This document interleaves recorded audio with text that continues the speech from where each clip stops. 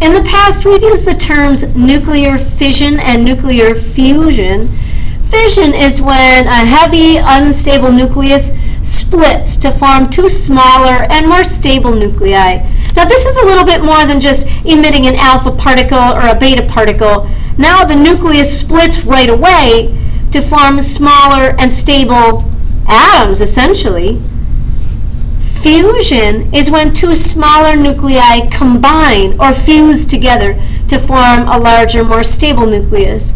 We mentioned fusion reactions that occur in the sun and the stars, where hydrogen atoms fuse to form helium. Helium atoms can fuse and form beryllium, and many of the smaller elements up until about iron. Another vocab term that we're going to look at is half-life.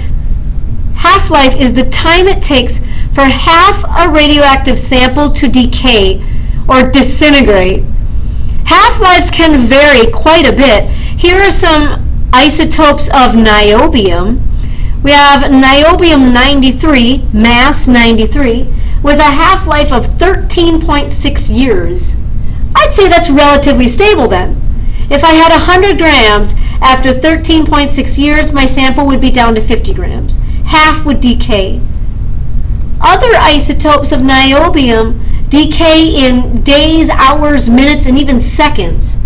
Niobium-90 decays in a minute. 60 seconds, half your sample's gone. That's the trick with a lot of these new synthetic elements. We need to make them stable enough that the half-life is one that we can actually study in the lab. If I make a sample and it decays in seconds or minutes, it's not a material that will really have any uses for us in society.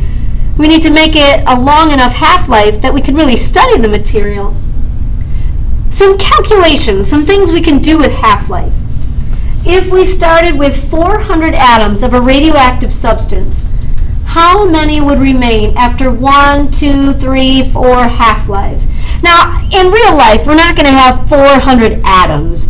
We're going to have like billions and billions of atoms in our sample. But we can do this 400 as a good example of the kinds of calculations we can do with radioactive substances and half-lives. Now, for these half-life problems, I like to make charts. Here's one option. So we're looking at half-lives.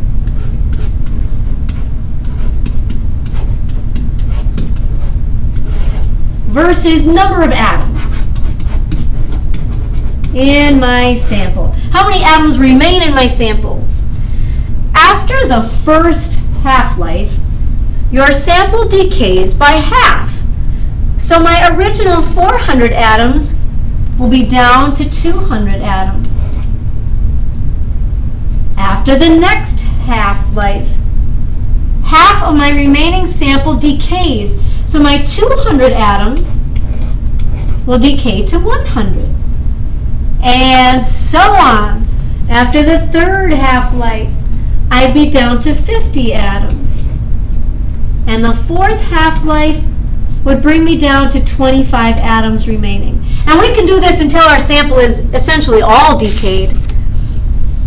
The biggest mistake that people will make with these half-lives is that after the first half-life, your original sample is down by half. So after the first half-life, I don't have 400 atoms. I'm already down to 200 atoms. For example, let's look at another one. If we had 120 atoms of a radioactive substance, how many will remain after 3 half-lives? So, some people just do this in their head, but sometimes I like to make these little charts where I'm measuring half-lives.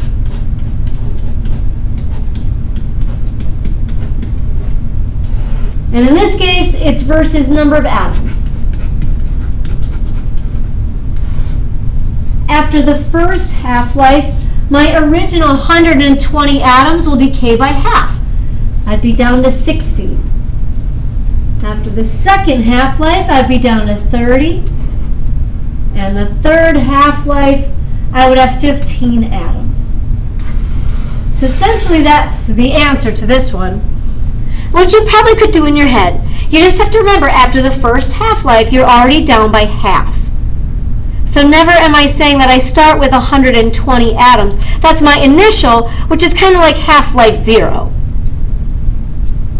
We can also throw grams in the mix, which is a little bit more realistic in the lab. If I'm measuring a sample, I'm probably not counting its atoms, because there would be billions and billions of atoms in my sample.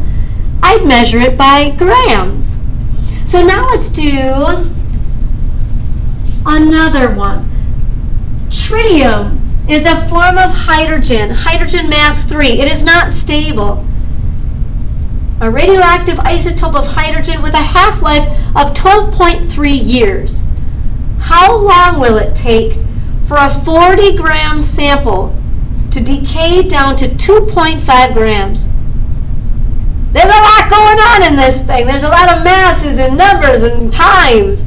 So I like to make these charts. I'm going to plot half-life.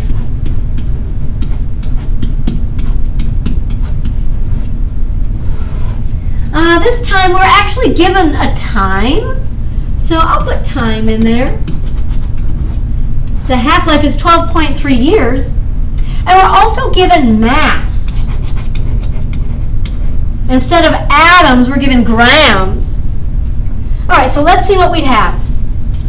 After one half-life, the time would be 12.3 years. The sample decays by half. So my 40-gram sample is down to 20 grams. Okay, do you see how this is going to work? After the second half-life, another 12.3 years have gone by. So the total time that has elapsed is 24.6 years. We just add 12.3 plus another 12.3 years. The 40 grams that remain will decay by half again. So now I'm down to 10 grams. We're just going to keep doing this until we hit 2.5 grams. And then we'll see how many years it takes.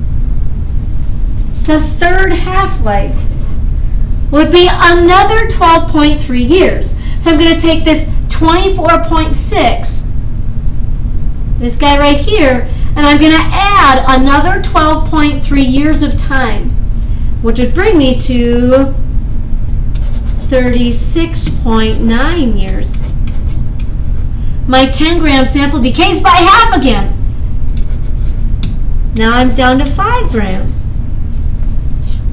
Okay, we're getting close.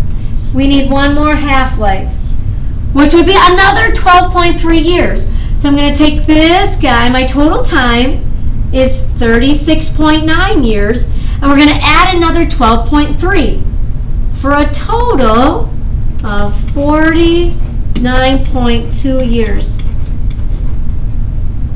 And then my 5-gram sample is down, whoopsie, by half again to 2.5.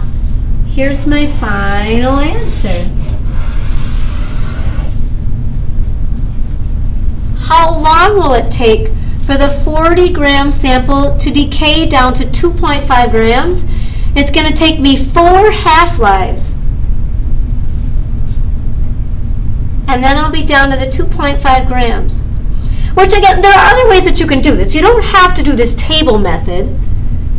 You can say in your head, how many times do I have to divide 40 in half until I reach 2.5?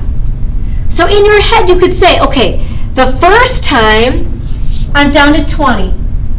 20 divided by 2. The second time I divide in half, it's down to 10. The third, I'm down to 5. The fourth time I divide it in half, I get my desired mass, 2.5. I'm going to have to divide 40 in half, the original mass. If I divide 40 in half 4 times, I hit that 2.5. It's going to take me 4 half-lives. So you could also say 12.3 years times 4. And that would be your time, your 49.2 years, which is your final answer. So again, you can kind of do it in your head. I don't think it's hard to make a little chart. And then it keeps me organized. Then I know that I don't skip a half-life or something crazy like that. Let's look at another one. Iron 61 has a half-life of 6 minutes. That's not stable. Of a 100 milligram sample, how much will remain after 18 minutes? So how much remains? We want to know like how many grams, or in this case, milligrams. So I'm going to do my little charts. I have half-life.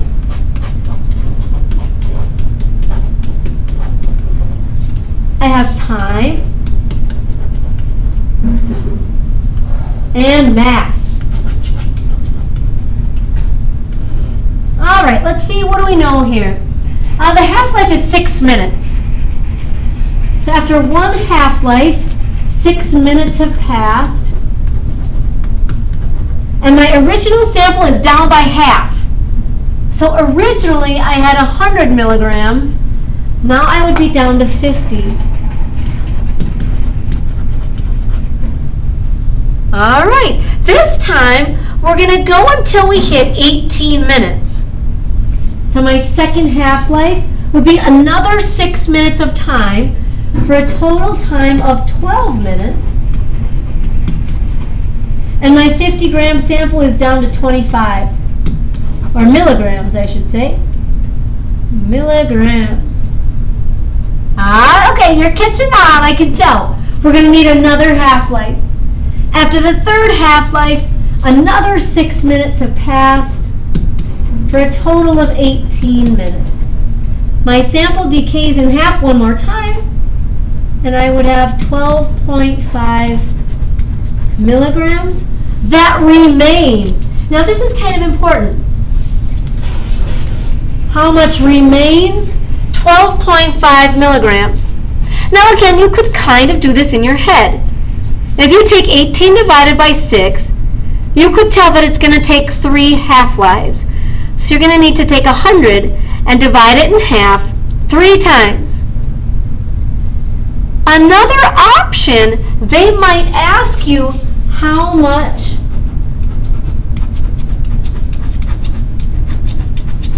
has decayed. So you just kind of have to watch the wording. How much remains? 12.5 milligrams. If they ever say how much has decayed, then we subtract that from the original sample. So we'd have 100 milligrams originally. We'll subtract the 12.5. We decayed 87.5 milligrams. So you just have to watch how it's worded. Are they asking for how much remains or how much is gone, how much has decayed? Either of those you could get by setting up a little chart, or you can work these through in your noggin. They're not like super crazy calculus. Try 5 and 6. And then come back to the next video and see if you're on the right track with 5 and 6.